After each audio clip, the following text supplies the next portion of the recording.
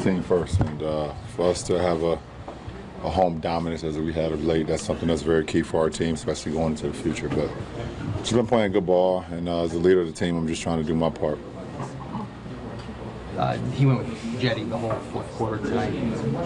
How important do you think this is for his career in these 20 or however many games he's going to get this opportunity to get out there and do what he's done?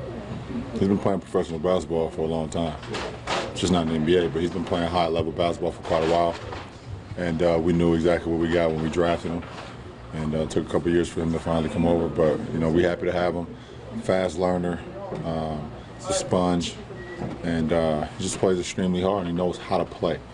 One thing about the European guys, when they come into our league, they know how to play basketball. They know exactly how to play, what to do, when to cut, when to shoot, how to pass. They learn the fundamentals. And we definitely got a good one in Jetty, excuse me.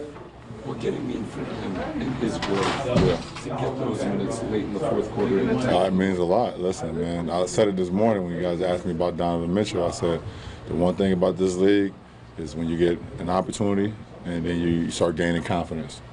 And, obviously, that's what's been happening with Jetty as of late, because coaches and them have given him confidence. We trust him on the floor. We trust whoever's on the floor. We trust who's ever on the floor. And then, you make play after play after play. You start to be like, okay, yeah, I definitely belong in this league. Brian, you've been passing a lot of, legendary players, man. Do it still mean a lot for you to still, accomplish the things you do, like tonight, passing Larry Bird? It's not even when I pass them, or it's more when I'm just mentioned in the same breath, and sentence comes up and to say, listen, you've done this, or you passed this guy, or you tied this guy, and legends that's played the game. I'm a historian of the game. I know who set the standards for this league. I understand who set the standard for me to be here, and who traveled the road long before I got here to make it possible for myself. So, it's just humbling anytime I'm mentioned with any of the greats. Lebron, to that point, this one thing you said was you want to break the mold for a guy who can be 33 down the line and can sign for 200, 300 million. Do you believe there's another guy at some point who will come along who can be as dominant as you've been at 33, who will be in that position down the line? As dominant as me? We're close. No, we'll see. We'll see. I mean, listen, like I talked this morning, I definitely want to just try to, break the mold of guys, of the stereotype of, this whole, this prime thing. And I know what I'm doing has not been done a lot in the history of the game, even at my age. And if you look at the minutes I've played and the consecutive finals I've been a part of, and just the toll on my body, it hasn't been done. And, so hopefully if there's a kid that, saying he can make a huge impact in this league, and it could be, 10 years, 12 years, 15 years, whatever. And, I was fortunate enough early to be able to start my journey a lot earlier.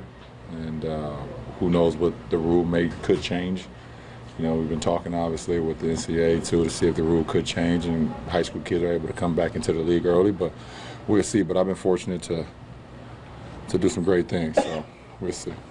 Kind of along those lines, you put up very similar numbers to this last year, but they set you a lot of games as well on back-to-backs and that. Has the scheduling, do you think, benefited you in terms of being able to play almost every other day and allow you to keep this rhythm? Because you're not, by this point last year, you'd sat 2 games and almost sat a 3rd game. Nah, my summer has benefited me. My preseason set me back, but I'm back. It's my summer. Ty said he talked about sitting you tomorrow, and you said no. Nope. Anything else? It seems like you got an extra pep in your step, man. How much fun are you having with the game right now? Listen, the beat writers around here know why I got an extra pep in my step, and it came from being with my kids at their summer basketball clinics this past summer, being at their tournaments in Vegas and Charlotte and back home. When you're watching 12-year-olds and 9-year-olds, 10-year-olds, they just playing for the love of the game, man. That's all they doing. They playing for the love of the game. They playing because they love being around their teammates. It ain't about contract or shoe or whatever the case may be. It's just like I'm just out here to play, and the love of the game is something that's so pure, and you see it from the younger generation. So They around here somewhere. They probably upstairs hooping right now.